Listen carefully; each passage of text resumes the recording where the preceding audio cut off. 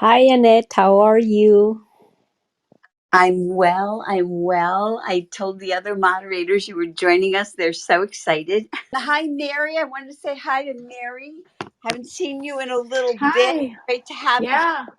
Happy New Year, everybody. I feel like I'm a few weeks behind now. Oh my goodness. I know. I Yeah. know.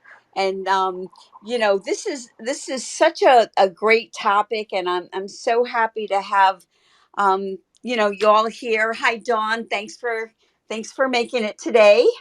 Glad to be here.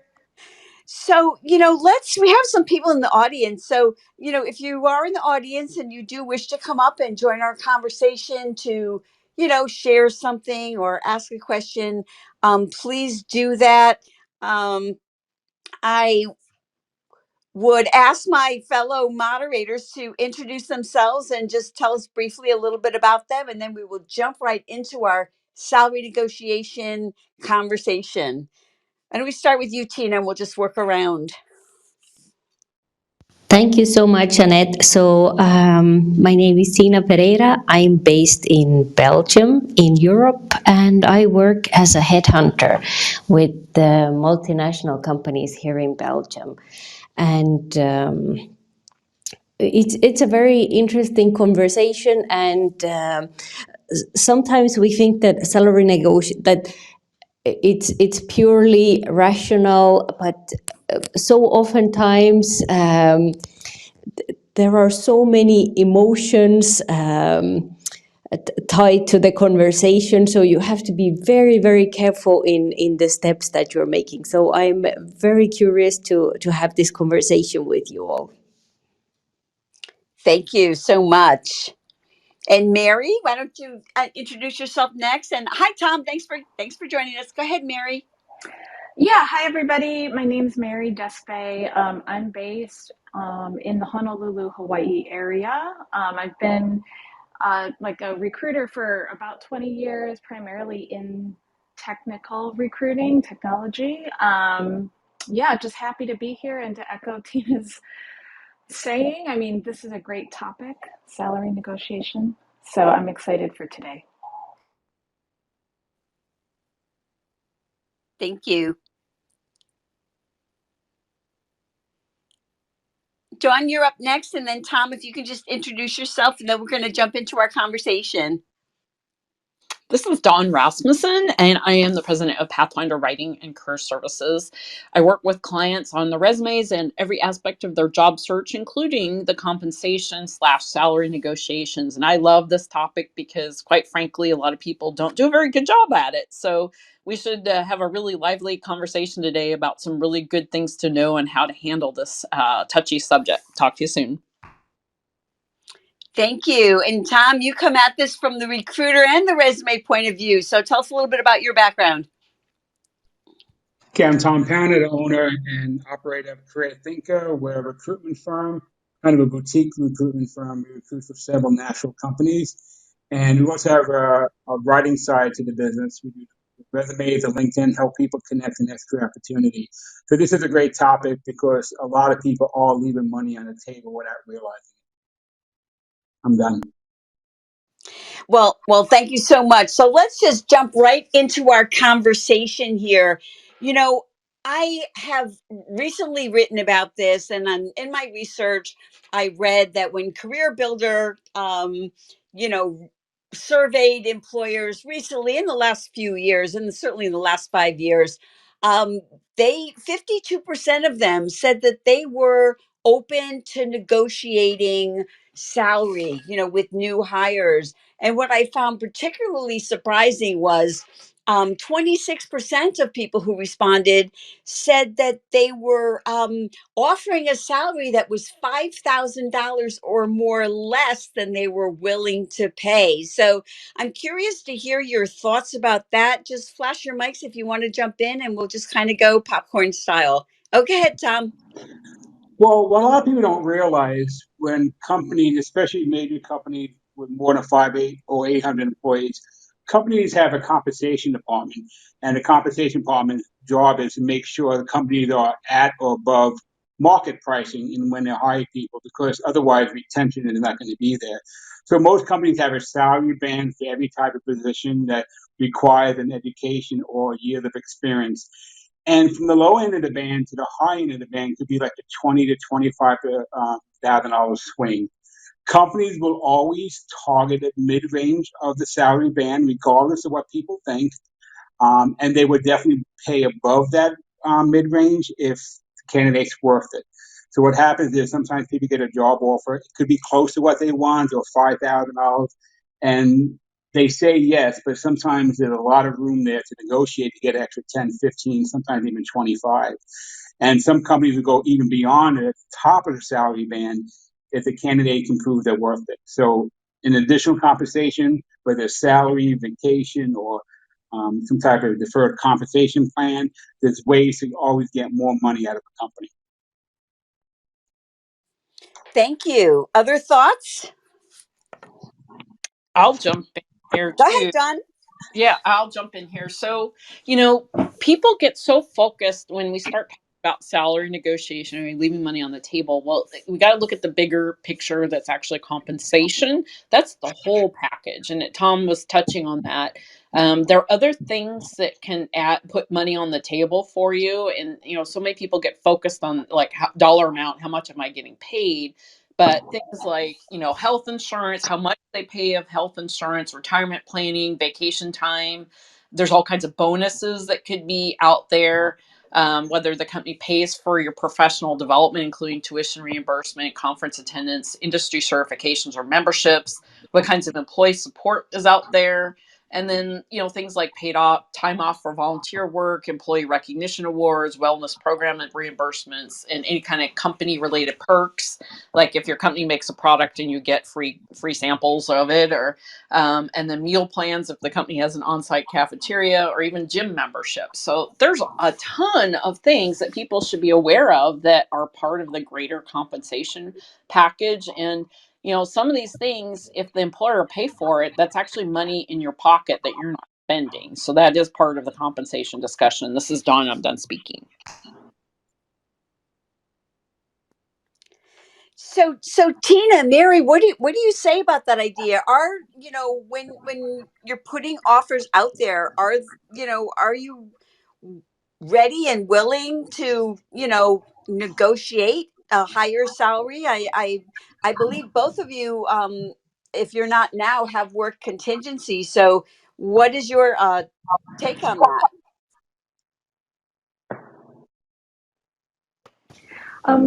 I'll just jump in. So, yeah, I mean, I'll say that what has been said by the other speakers, absolutely, I agree with that. I think that especially in today's day and age, it's to be expected that people. I mean, it's a candidates market, so I think at least from my experience, most recruiters are expecting that there's going to be an additional dialogue on the salary discussion.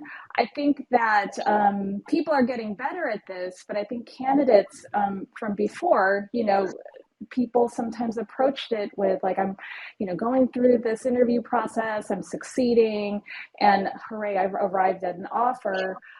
Certainly, while it is, a great thing to receive, that invitation to work for a company, I think it's also like important for candidates to realize this is just the starting point. It's not like this is the offer, you have to take it. Oh my gosh, if I don't take it, am I offending people? I definitely feel that candidates need to assert themselves more and really not see it as the end point, like their offer is going to go away, that they have power and that they have the right to really ask for what they want, because it's so much easier to ask for everything that you want at the beginning than trying to fix it 6 months down the road, or getting something in writing so that something might happen because you don't know. So but that's my thought on it. I mean, I'm prepared to negotiate. I mean, I fully expect it, and just really go to bat and discussion and see what can be done for particular candidates. But yeah, that's my thoughts. I'm Mary, and I'm done speaking. I agree that it's not just the question yes or no, do you accept the offer, and that there is no dialogue anymore. And I think one also has to understand that there are many people involved in the process. So if you are negotiating directly with the company owner, it's one thing. But with larger structures, with multinational companies, there is a certain type of cars that a certain type of management role can choose from. So if you have a company car, in Belgium, it's very common to have a company car as one of the benefits, especially on management level. So their hands are tied. They cannot go and source you another type of car because all the rest of the team, management team, they have that type of car, and that's what you can choose from. And if in your previous company you were on the same level, car level 7 years ago, there is nothing that you can do about it. There are other things, other benefits that you can get, but there are some rules that you just cannot jump over. You could get extra bonus or something different, but sometimes it can be very emotional. Which type of company car you are driving, that you're seen as a lesser person if you have a cheaper or smaller car. So it can be very sensitive. I've had it several times in the past working as a headhunter. So it's sometimes good to have somebody in between you and your future company, like a headhunter who can help you and guide you. Yes, this is possible, that you can ask for, or that's impossible. So don't leave a great offer just because one small detail. And so that's Tiina, and I'm done. You know, I love that you said that. And Tom told me he's having some cell phone issues, so he may be popping in and off with us. So, you know, I am one of those people, I never negotiated a salary. I was always so grateful just to get the job. Whenever they offered it to me, I said yes, and, you know, and took whatever. And I found out at one of the last corporate jobs I held, I was talking to someone else who was hired about the same time as I was, and we were talking about salary, which people didn't do as much, back then. This was a couple of decades ago. And he said, oh yeah, I wouldn't take that. I told him I wanted this much money, and they gave it to me. And of course I felt like a fool not having asked for something myself. So, how it sounds like pretty much everything is negotiable. And if you're not able to get more salary, you may be able to get other perks as well. And it certainly makes sense that if you're working with a recruiter, the recruiter knows the company. You and Mary and Tom know the companies, the clients that you're working with, and so you can really give advice. So how how would you recommend, if someone is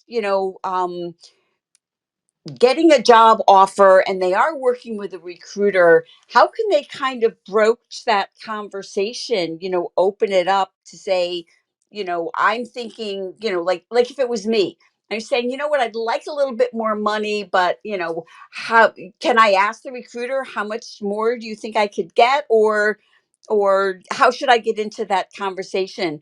And we have several people who have joined us, so if you have a question, please come up, and this is your opportunity to ask recruiters and career people like me and Dawn how to navigate this salary negotiation. So back to my question, how do they broach the conversation with the recruiter? I think you can start already when you're in the beginning of the when you're talking about the job description and going to interviews. tell upfront those are the next steps. That after interviews there will be assessments, then there will be reference checking, then you will get an offer, then you can share the offer with me, we can discuss it. Just walk through what is possible, and just be open that you will hold the candidate's hand, and I think it's based a lot of on experience as well, like how much you can expect to ask, what is feasible, what is not, because I don't always reveal the brackets, but I have a clue what is possible. So I can't say the number, but I can help you in the right direction. And sometimes people don't dare to ask. So that's Tiina. Over to you, Annette. I'll just jump in as well on this. As far as I think your question, Annette, so I've worked contingency in the past. Right now, it's a bit different for me. I've been a recruitment consultant, so I work on behalf of companies. So I would say that if you're a candidate and then you are wondering about how much a position can your salary expectations be met with certain roles at a particular company. Yeah, as Tiina mentioned, these are things that if you're working with like an outside recruiter, certainly you want to make this clear and just really understand the threshold of what you're looking for and targeting with your move. Any good recruiter, and certainly candidates too, should also volunteer other things besides money that matter and that they value and that would be worth it to actually make a huge change in their professional life to move to something new. That would be one. I would say as well, just from a corporate recruiter standpoint, I mean, this is something that I know we don't necessarily, we're tasked with a different kind of role. We're not necessarily trying to fit. I mean, certainly, we want to make salary expectations work, absolutely. But, there may not be as much flexibility with that and, talking it through. So I think it's very important too for candidates to articulate these values and other things that are really important, and always talk about that along the way as you're learning about the role, and don't be shy to kind of bring it up if it is a concern to you. I know that I think Tiina had said this earlier, that not people can't always share specific details about like compensation ranges and specific numbers and such, but I mean, just taking that mindset of it being an ongoing dialogue, that it's not something that you wait until the end and you're surprised. It's something that you're all working towards, is something that at least I'd like to just kind of strive and tell people that they should take that mindset. I'm Mary, I'm finished speaking. Thank you. Thank you so much. And it sounds, I know I'm going to give you an opportunity. I just want to mention, it sounds like people should go into this with a plan to know things that are the most important to them. So they'll be ready to negotiate, once they're into that job offer, once they've reached that part of the process. Dawn, I saw you unmiked. I know you have something to say if you want to jump in, and then I want to pass the mic over to Rich. Yeah, I think it's really important that everybody needs to do their research. And, there's enough salary aggregate calculators out there to basically know what you're worth and what the going rate is. A lot of them are geographically adjusted. So you should have a sliding scale of what's the lowest level you're willing to accept and the highest level that is reasonable for your level. But I also encourage people to know, keep in mind that you are the commodity. And as it's been mentioned before, if you have enough talent that they may bend and they may they'll find a way. If you're you're such an expert at what you do, and you've got a lot of value that you bring to the table, there's always a little bit of wiggle room for flexibility, and if they'll find a way. I know one time I interviewed and they tried to lowball me on the salary, and I actually negotiated $5,000 above what their top range was, and basically made a case for showing the value that was going to bring to the table. So, and they saw it, and so that's keeping in mind what your value is. And when you look at having a conversation with a recruiter, once you've kind of gotten through the filters and now you're having earnest conversations with the recruiter, they can help broker this discussion. They want you to be the person who gets hired just as much as you do. They get paid if they're an external recruiter. So, they want this to happen too. So being honest with them and knowing what your range is going to be really critical. So you can help them communicate that to the potential employer. This is Dawn. I'm done speaking.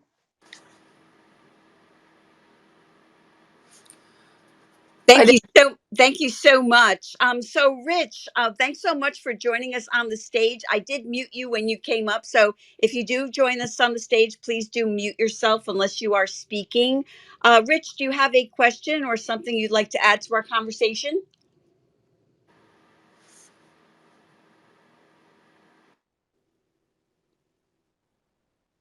Rich, you'll need to unmute yourself. Thank you. Okay. Sorry, I'm so new to Clubhouse. So I That's had to put a okay. picture in. We I had to see put a picture in to join the group and we and see join. you're wearing the party hat. So welcome to Clubhouse. So Oh, what's your thank you. question? So my question or comment. I've been through a number of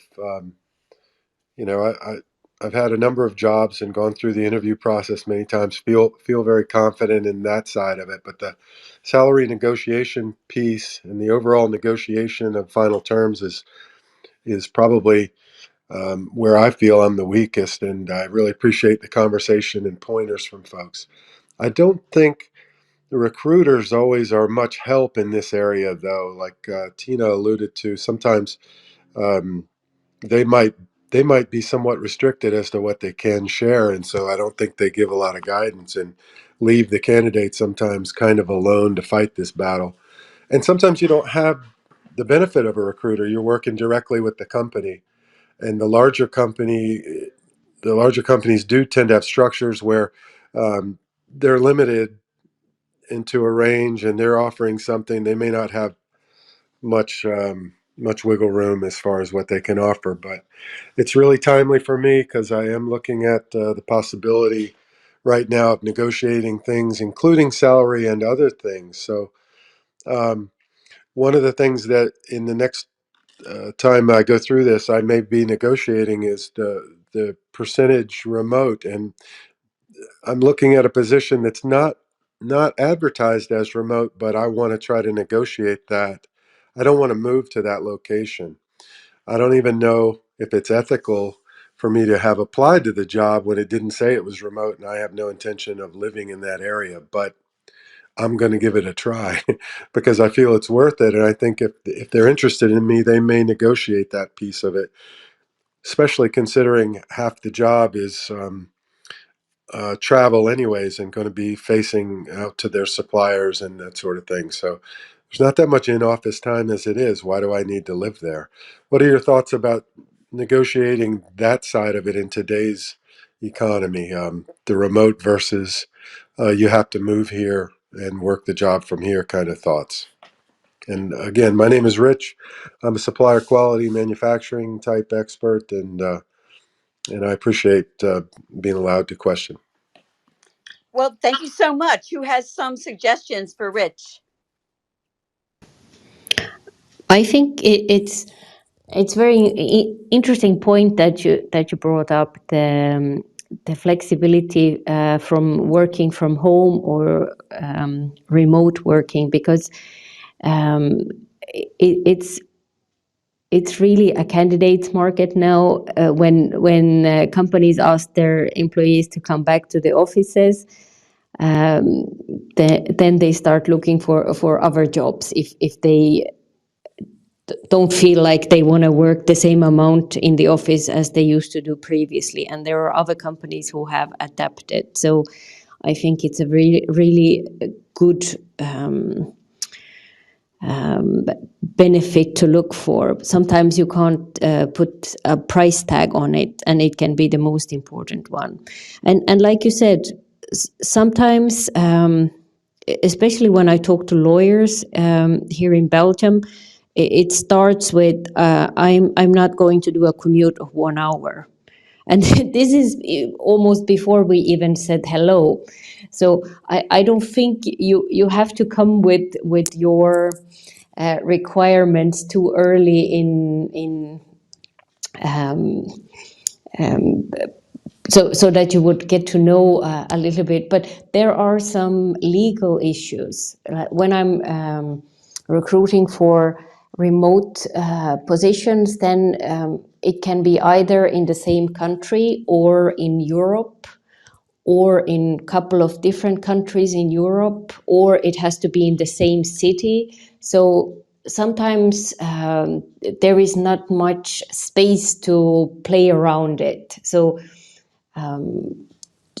you just have to know if maybe upfront, I don't know if it's possible to know it, but sometimes it can happen that even if they would like to offer it to you, sometimes you just have to relocate to that state because of the tax situation. So this is just what I would think of. Great. Thank you. Dawn, do you want to jump in there? Yeah, and to Tina's point, I think some of that type of information can be found if you have a networking contact at that company. They can kind of give you a better reading about the company's receptiveness to any potential remote work, or maybe the company's change. A lot of companies are changing. In fact, I know a bunch of them that have completely gone to the flex work model, and Intel is starting to do that too, which is really interesting. So just, having that internal contact, they can give you the feel of what the possibility for remote work is. You don't get what you don't ask for. So you need to ask for it. And, if they're going to be flexible, great. If they're not going to be flexible, then there's your answer. But hopefully you have a little bit more information before you get in that discussion. This is Dawn. I'm done speaking.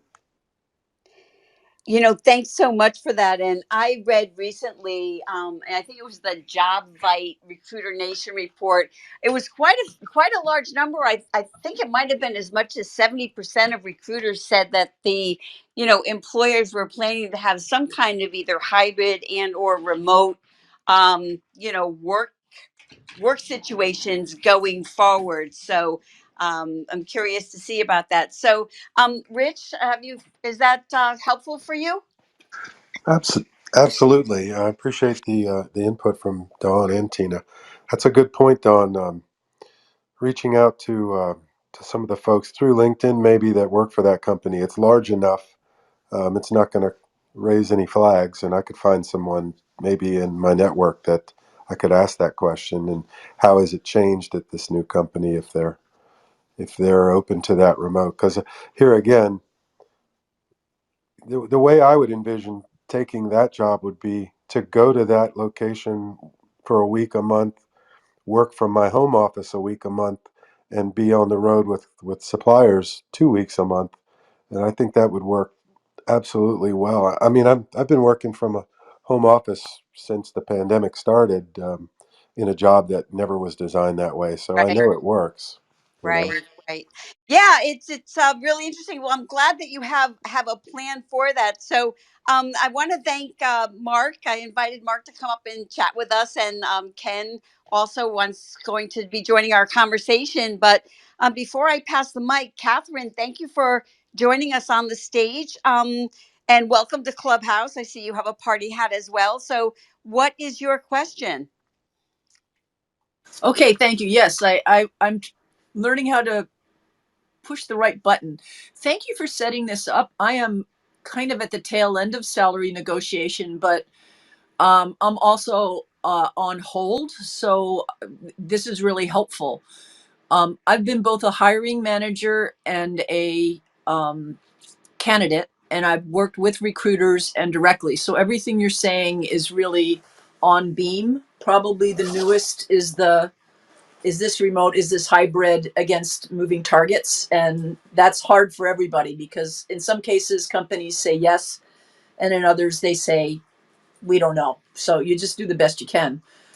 Where I am, and I just pulled it up, as I was talking to this company, I pulled together a list of what I call my asks, not specifically in my own head, the criteria, but the things I would ask for. And having been in sales, which is my background, I always ask for more than I think I'm going to get.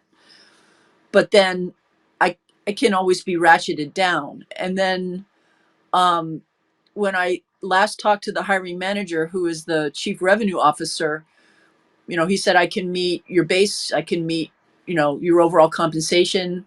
And I said, look, we've both been uh, hiring managers. The other things we can work on are our vacation, and he chimed in with the other things. I said, so we're at the point of both of us getting to a yes. And he said, yes, we'd like to bring you on January earlier rather than later. And sadly, here we are, January 27th, and I do not have an offer or job description. So I'm more in the, I don't know where I should go from here stage.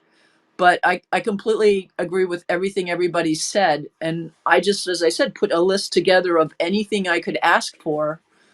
And in my case, it was including, paying for TSA. It was paying for my LinkedIn premium because I'm in sales and that's how you find a lot of people. It was, do you have an education fund through the year that you could, you know, add to my compensation? But some companies do, some companies don't. But then some companies appreciate that, oh, yeah, I could put that in there. I hadn't thought of it. So Yeah. my bigger question is, like, I kind of don't know how to move forward. I put in calls to the hiring manager, and as a candidate, you can make up stories about everything. I have no indication that I won't get an offer, but I don't know how to goose it ahead. So I think I did everything right on salary, but we're stuck. So just So want to thank you and give you my point of view and say, if anybody has any thoughts, please let me know. so what actually is your question? Whether how to follow up, or I just want to. Well, I think I followed up, and if you have an addition on how to follow up, I called and sent an email on Tuesday to the hiring manager, who's the chief revenue officer, and just asked for a status report. And we have had a good enough relationship where I thought that was a fair ask. And Okay. I'm in sales, kindly at the beginning of his day, hoping I might be able to, get on his to-do list. And I also followed up with email, which gives 2 doors for him to get back to me on. So no response. No response yet. Okay. Okay, great. Thank you. So what's I see Dawn on mic. What's your suggestion? Catherine, I have had clients have gone through this exact same process, that everything's teed up. It's just they're not pulling the lever to make it all happen. And, the thing is that there is a certain point where you've done everything you can possibly do, and you don't want to go past that tipping point where you're getting into the realm of inappropriate behavior. And I don't think you are.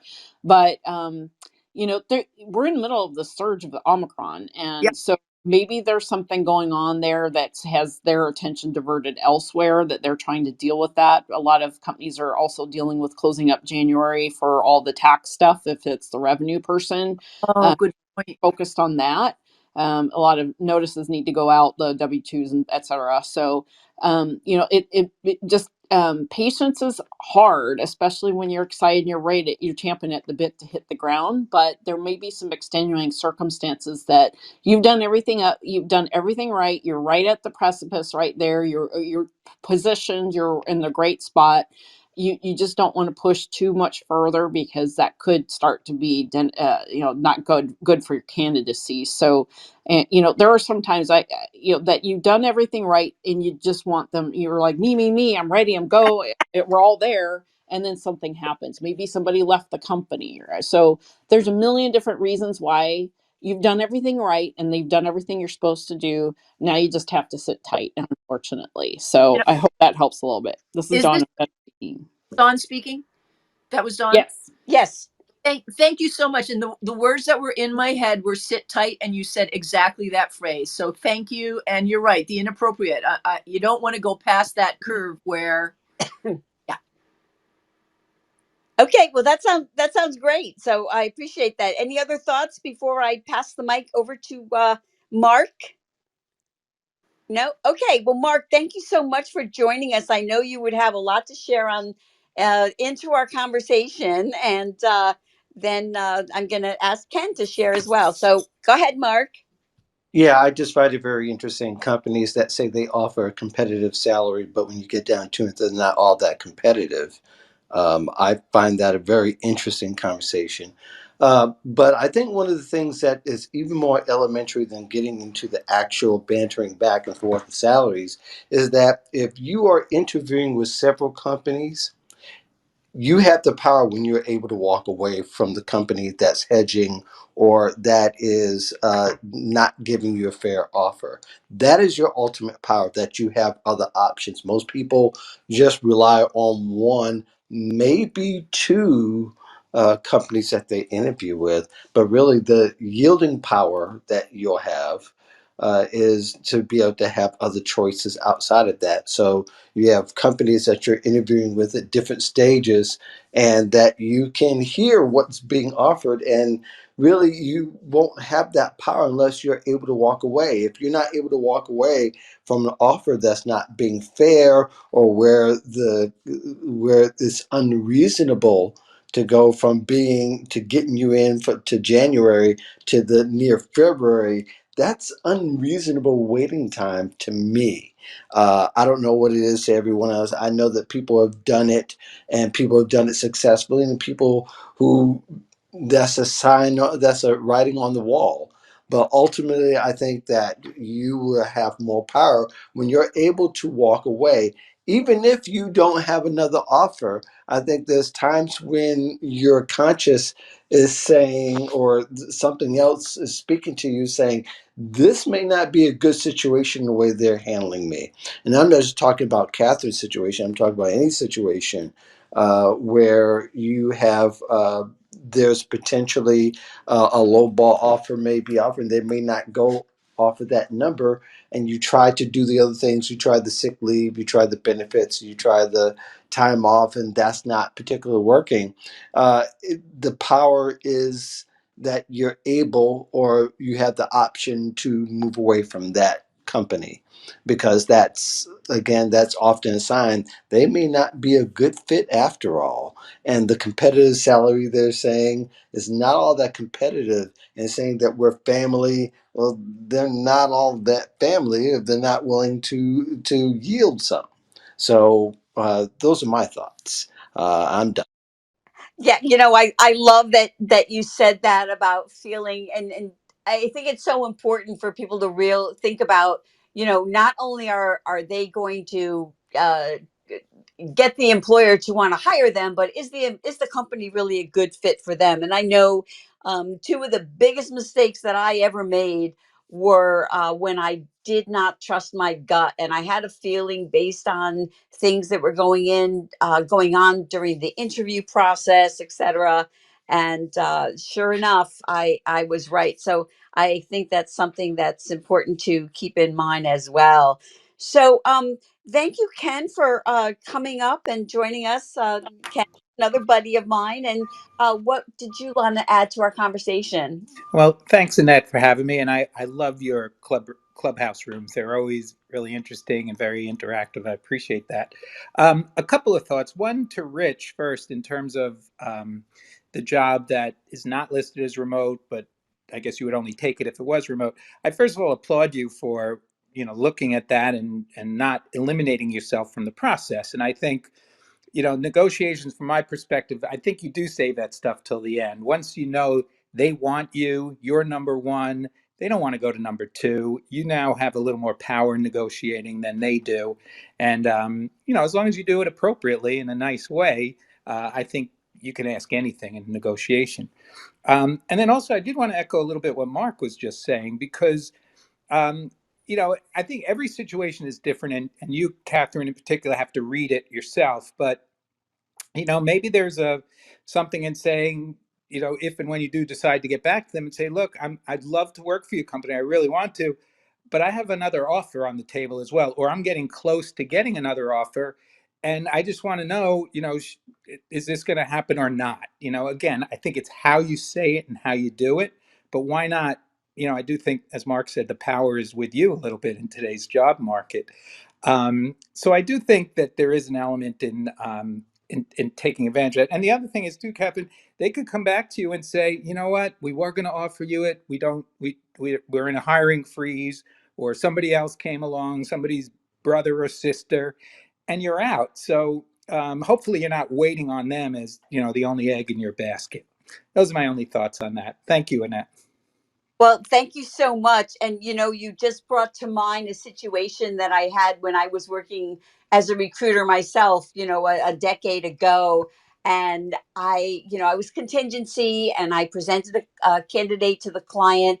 They loved her. She loved them. They reference checked her and everything. And then they had decided that they wanted to have her come to headquarters for the final sort of look over. And it was just a formality. It was really nothing. And we were in the New York area, and I think they may have been in Ohio or something. Really doesn't matter. And so we were all excited. I was excited. She was excited, and she did not get contacted, as to how to, get the tickets they were going to give her. And come to find out that they just pulled the job. They just pulled the job. And so you just never do know what's going on. So I guess as we've been talking about this, what do you all think about the idea of when you're in those negotiations, what's a good sort of temperature check to see if the company is a good fit for you? I think, Tina, you've talked to me about this before, and I think Mary may have as well. I think you have to keep your eyes and ears open all the time. Any small things, like you said, Annette, if you don't trust your gut, um, um, you will regret it afterwards. So I would be very, very, when you go to the company, what is the feeling? What is the feeling that you get from the people? Don't deny it like, oh, it's nothing, or you really have to. It has to be a good fit for you. It could be the dream job of all the other people in the world, but it has to be a good fit for you, so that you will stay longer there. And what was mentioned earlier, have different options. The first thing, don't leave your job before you have other options, because sometimes companies take advantage of your situation if they know that you're unemployed, and they offer you a salary that's lower than your previous salary, thinking that it's because you are in a corner. But after a couple of months you wouldn't be that motivated, because you know your own value. And even if you have to accept it, this position, you would quite quickly leave and be demotivated. I think that's one of the quickest ways. So have different options, and let everyone know that you're interviewing and how far you are in the process with other companies. That's one of the ways to get quickly invited to interviews and quickly getting job offers sent to you, which would have taken longer time if you would not be in a process with other companies. That's the best thing that you can do for yourself. And what do you think about that, Mary? Yeah, I mean, I definitely agree with all of that. And I think, the power, I think Mark alluded to, the power of just having options. I mean, it's really powerful if you're an in-demand candidate and having more than one thing to put all your eggs in one basket. I mean, it is kind of a tricky climate. I'm a believer that, yeah, while we have to give people and companies to some degree grace that it is a challenging time right now. If people want you, they'll make it known. They'll chase you. They'll make you a priority. So I think if you find yourself noticing that maybe a company is not paying as much attention to you as they had been, it's important to take note of that.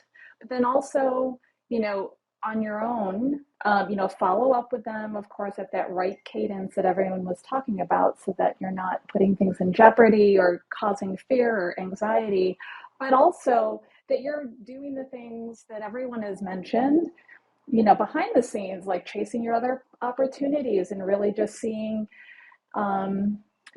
what is out there in the market and what is consistent with your values and what you are looking for that next move. So I think, there, yeah, I just think of it being a time now where candidates are completely empowered to really call the shots to a degree that maybe if they don't get an offer for a company, there's other ones that will, be certainly as interesting and viable. So this is Mary and I've been speaking. Thank you, Mary. And Mark, I saw you on mic. Did you want to jump in here? I did want to jump in there, and one of the ways you can probably take there's several ways you can take a temperature, but one is how you're treated during the process. Definitely makes a world of difference, and I think delays without engagement from the company is one huge temperature check that you can check as being lukewarm to cold. That perhaps they may have moved on, they're hedging, or there's something else in the process. But for the fact that they're not trying to keep you interested says a whole ton. And something else I want to throw out in realizing at the beginning of the discussion, of course, we talked about salary history. There are some states, and particularly New York City, recently even published a salary history ban. Not just a history ban, but for the fact that you have to reveal your range. That bill was just passed, I believe it was this month, if I'm not mistaken.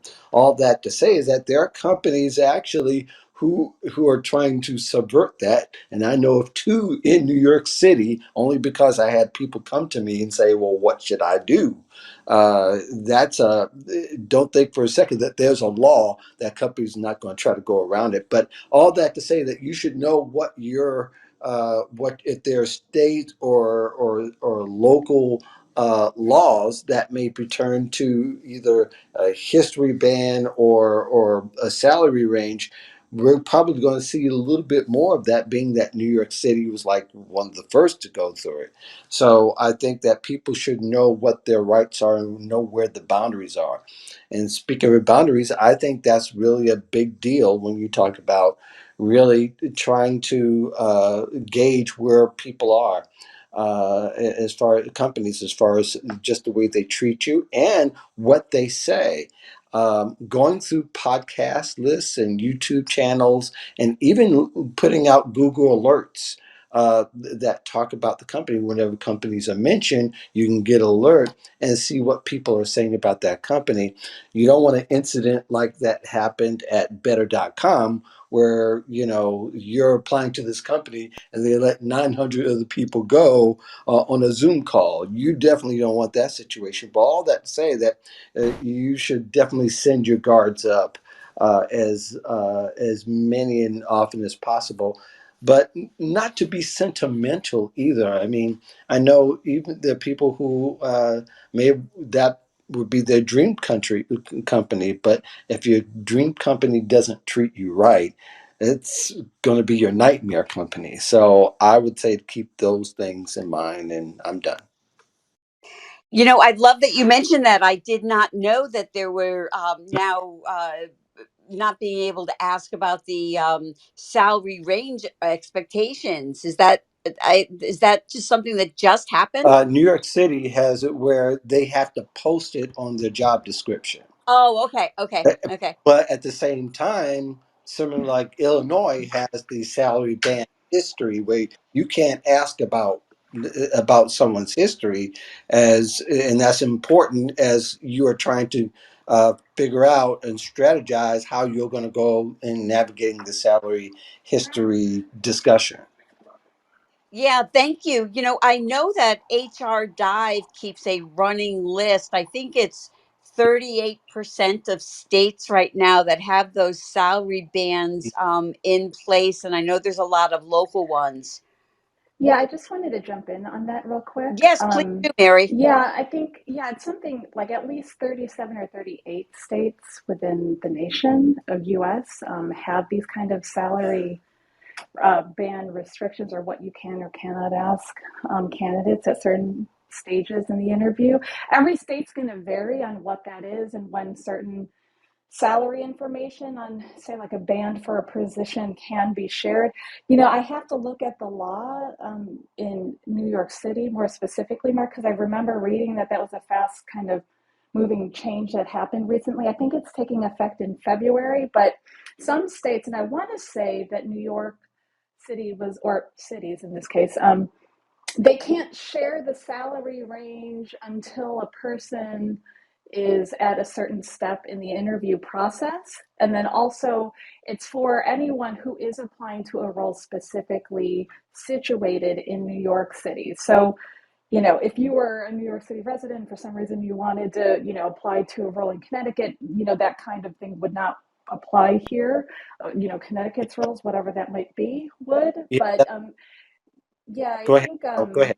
oh, sorry, I was just going to say, for reference to, the Society for Human Resource Management, that's a great place as well to look for the latest on salary bands and which applicable states.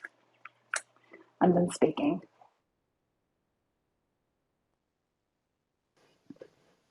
Go ahead, Dawn. I'll jump in too. Something that's also I've been watching is sort of a trend is that there are some companies that are actually embracing transparency with their salary and pay. I think there's been some legislative pushes on that, but it's in a way that helps people know if what the range is, and also just compared to their peers, which is kind of an interesting thing to keep an eye on. This is Dawn, and I'm done speaking. If I could jump in, Annette, because I'm right in the middle of looking at this. Actually, I had a position come up that had the easy apply button for LinkedIn the other day, and as soon as I hit it, the hiring manager called me and just asked if I would. She saw my profile come through, but she would prefer if I applied through their website. And I noticed this is a large multinational company. Um, this particular um, this particular location and that division is headquartered in the Midwest, in a Midwestern state, and that I don't know what the laws are in that state, but on their website, as you were mandatory filling out fields that you had to, I think it used Workday or one of the ones. It pre-populated a lot from your resume, but you still have to go through and correct and some blank fields. One of the blank fields was, what are your salary expectations for this job? And it just gave $10,000 ranges right on up. And I didn't know what to do with that, so I set it out there. I guess I set a band that I thought it would match up and consider, or that I would consider. I didn't really like being boxed in that way, but it was a red asterisk. You had to click that box. Now, it didn't ask what my current salary was at all, but it asked what my expectation was for that. So I did make a selection. I must have made the selection within their range. I hope I didn't undershoot it, because they called me back and asked for a first interview. So. Um, um, it's kind of interesting. And I also wanted to say to Catherine, keep a little bit of hope. I heard a lot of things, but one of the gentlemen that I was recently setting up um, an audit with for their company for what I do, he just ghosted me for about a week and a half. Just last week, he came back online and said, "I'm sorry, I've been gone. I had COVID.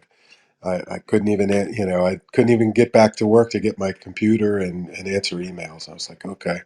No problem. We got back on track. So there are things going on right now. I agree with everything everyone said, and you have to take the temperature, but it could be something as simple as he's out. or Yeah. Well, thank you for sharing that, and thank you for sharing that bit of encouragement as well. You never do know, and my understanding with the salary bands is that they cannot, in those cases, they cannot ask the salary history, but they can still ask salary expectations. So, any of the moderators, please correct me if I'm mistaken about that. No, okay, so I must be correct about that. So we are down to our last few minutes here. Thank you so much to everyone, the moderators who joined me, and Mark for coming up and sharing his knowledge. So are there any, final thoughts as we close down the room? Hey, Annette, and all of you, thank you very much for setting this up and being so gracious with your insights and also your rolling insights, because you're listening to what people are saying and then you're like, oh yeah, that, oh yeah, that. And this is a really up call, because it is a candidates market, but you're also very compassionate, understanding where everybody might be in the scheme of things. Because you're right, we got this thing called COVID going on in the background. So thanks everybody for your comments and your insight. And, I will sit tight. I also wanted to thank everyone for this interesting conversation. And last things that I would say, it's not about the negotiations, but to Katrine as well. It it may seem like it takes a long time, but honestly, the especially in the last year when positions were put on hold, and the structures, internal structures are changing in the middle of the hiring process, so that the person would be reporting to a different hiring manager. So, or the hiring manager is expecting twins. All those things happen, and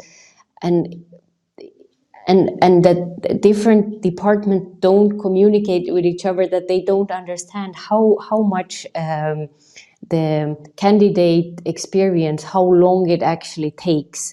So I would say have patience, because when it's a larger organization with all the online assessments and different interviews, it can take months, or that's my expectation. Those stories that you hear, that I went to an interview and they offered me a job, and on the spot, that's that's not really realistic. So I would be on the cautious side and don't lose hope. Thank you. Mary, Dawn, or Mark, do you have any final words before we say goodbye? This is Dawn. I'll just pop in here and say, I just wrote a blog post on this whole topic. I didn't know that we were going to be talking about this week, so I guess it's rather timely. But I posted it in my LinkedIn page, so if you want to read up. But one thing I want to point out is more people spend more time focusing on how to negotiate a car or house purchase than they do their salary, which is going to pay for those things. So kind of tuck that under your hat and think about it. It's like the one thing that's going to drive how you live your life and what kind of things you can afford, or your lifestyle, is driven by your salary.